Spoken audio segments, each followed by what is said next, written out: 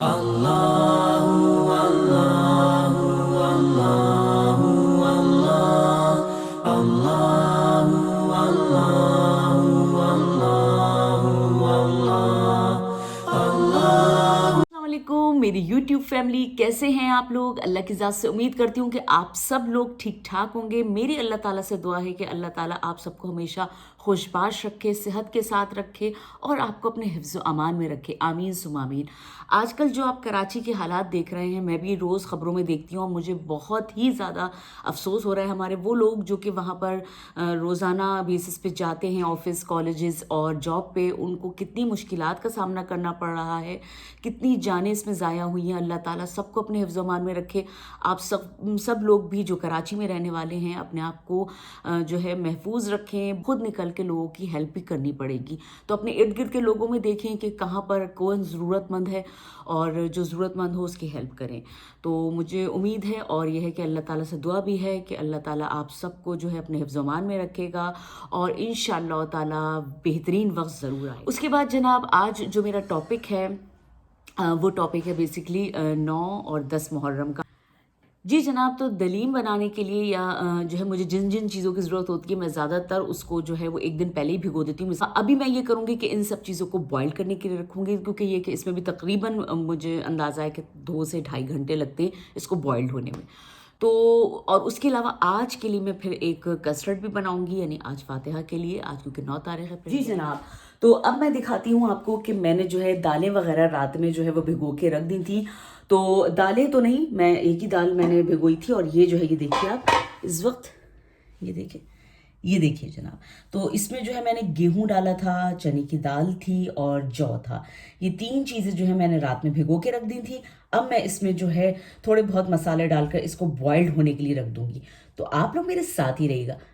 जी जनाब, तो अब जो है मैंने दालें वगैरह जो मैं भीगने के लिए रख दी हैं, अब उसमें जो है मैं मसाले ऐड कर रही हूँ। वो मसाले जो हैं उनमें थोड़ी सी मिर्च होगा, हल्दी होगी और लहसुन अदरक होगा। ये मसाले मैं ऐड करके जो है इसको बॉईल करने के लिए रख दूँगी। और उसके बाद जो है जनाब, आप देखिएगा कि क्या ओहो क्या ज़बरदस्त ऊधम लाइट आ रही है इधर, तो क्या रोशन चेहरा हो गया मेरा। तो कहना चाहिए कि आप लोग को यकीनन इसमें जो है वो फिर और चीज़ें जो है वो मैं जैसे जैसे ऐड करती रहूँगी, आप लोग को बताती रहूँगी। रेसिपी तो जनाब मैं आपको बता नहीं रही हूँ, मैं सिर्फ आपको एक प्रिपरेशन बता रही हूँ, तैयारी बता रही हूँ कि किस तरह की तैयारी कर रहे हैं।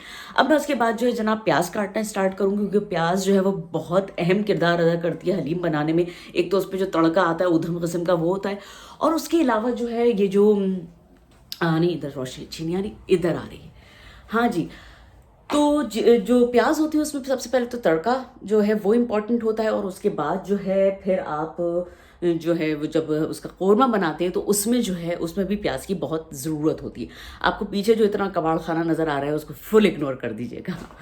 तो आइए चलते हैं, प्याज काटूँ मैं जल्दी जल्दी। फिर इतनी स्पीड में प्याज काटने के बाद जो है जनाब, मैंने उसके बाद जो है वो पतीली जो है चूल्हे पे रख दी थी। उसके बाद उसमें लहसुन अदरक ऐड कर दिया था। अब जो है जनाब ये दाल गलेगी। अच्छा, मैं आपको यहाँ पर ये बताती चलूँ कि जर्मनी में जो है वो गेहूं और जो जौ है उसको वो आपको कहाँ से मिलेगा।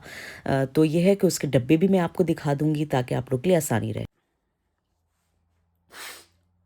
बस भाई परेशान मत हो, ये मैंने इतनी ढेर प्याज जो काटी है, ये देखें ज़रा, ये इतनी ढेर जो प्याज कटी है, ये इसका कारनामा है कि मेरी आंखों में आंसू आ चुके हैं।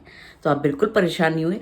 अब ये है कि मैं जो है अब तैयारी करूँगी कस्टर्ड बनाने की। चले चलते हैं, और अब जो है रोना धोना बंद करके अब ज़रा बाहर से मैं दूध वगैरह लेकर आऊँ, और मतलब गाड़ी में रखा हुआ है दूध।